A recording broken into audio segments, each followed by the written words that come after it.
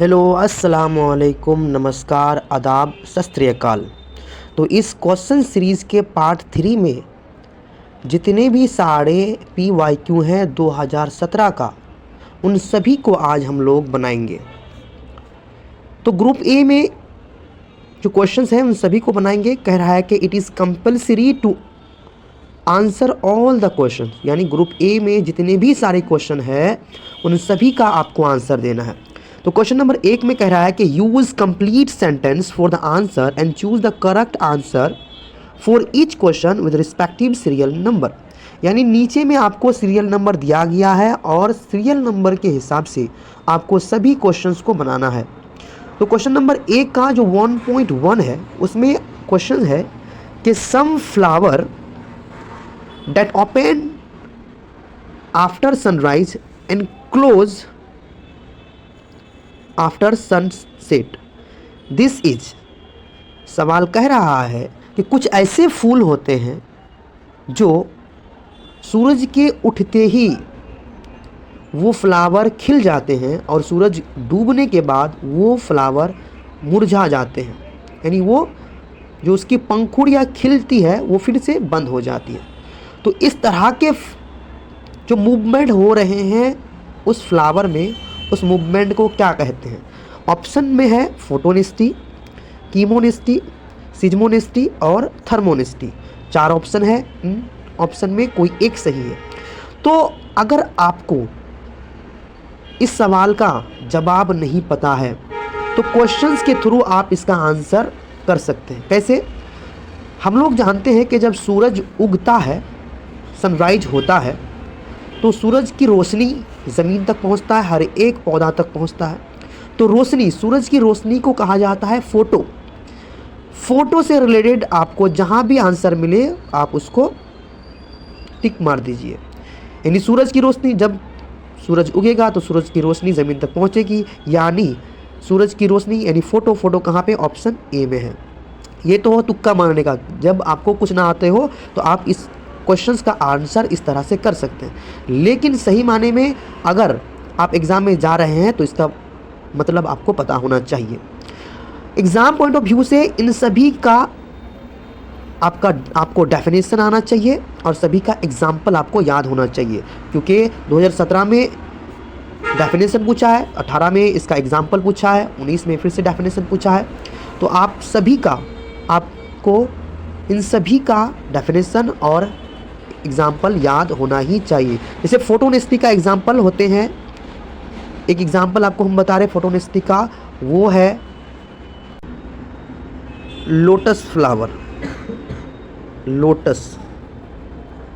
और दूसरा याद रखना है आपको रात की रानी, ये एग्जाम्पल है फोटोनेस्टी का। दूसरा सिजमोनेस्टी का आपको याद रखना है, ये होता है मीमोसा पुडिका, यानी इसको हम मीमोसा पुडिका, मीमोसा पुडिका, पुडिका, ये छुई का पौधा में सिजमोनेस्टी होती है। और कीमोनेस्टी का आपको एग्जाम्पल याद रखना है वेनस फ्लाई ट्रैप और सनड्यू।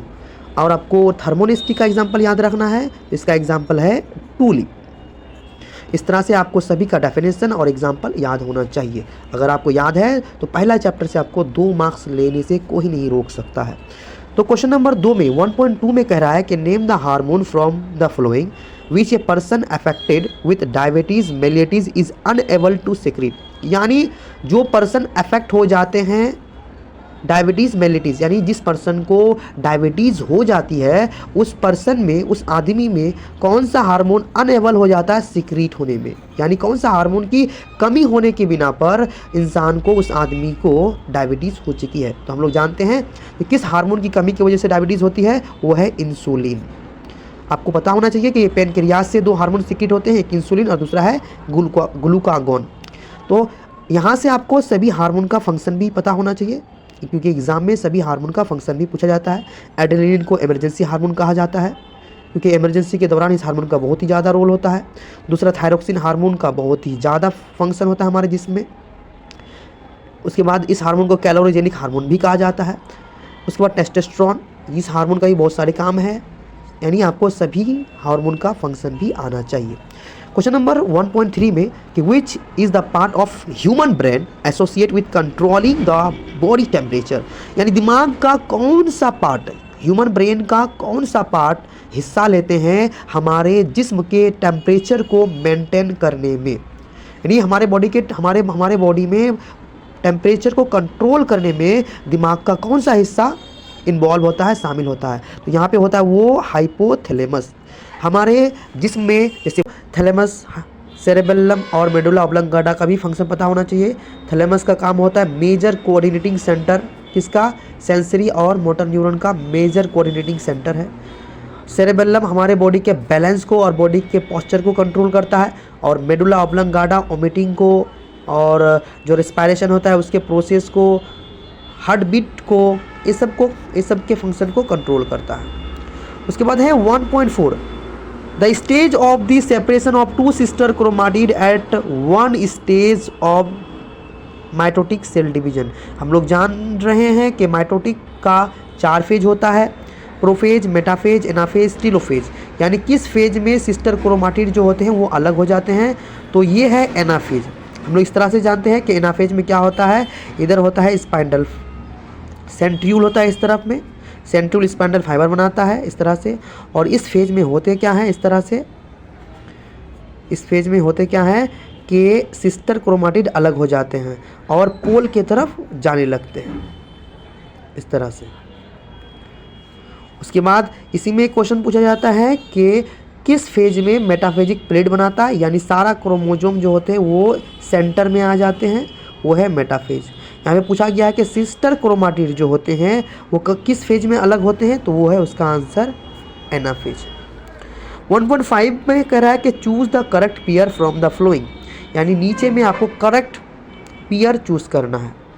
और ये जो क्वेश्चन है ये रिप्रोडक्शन इन लोअर ऑर्गेनिज्म में है। बडिंग किस में होता है, ईस्ट में, ये सही है। और किस में होता है, हाइड्रा में। आपको दोनों पता होना चाहिए। फ्रेगमेंटेशन अर्थवर्म में नहीं होता है। फ्रेगमेंटेशन किस में होता है, फ्रेगमेंटेशन स्पाइरोगायरा में होता है, स्पाइरोगायरा। स्पोर फॉर्मेशन अमीबा में नहीं होता है। ये किस में होता है स्पोर फॉर्मेशन, ब्रायोफाइटा, टेरिडोफाइटा यानी फर्न वगैरह में, और कुछ फंजाई में भी स्पोर फॉर्मेशन होते हैं। रीजेनरेशन ड्रब ट्रीज में नहीं होते हैं, बल्कि ये होते हैं प्लेन एरिया। आपको सभी का एग्जाम्पल पता होना चाहिए। इस बार ये सही है तो अगला एग्जाम में कुछ भी पूछ सकता है यहाँ से इस टाइप के क्वेश्चन में, तो इसका आंसर है ये।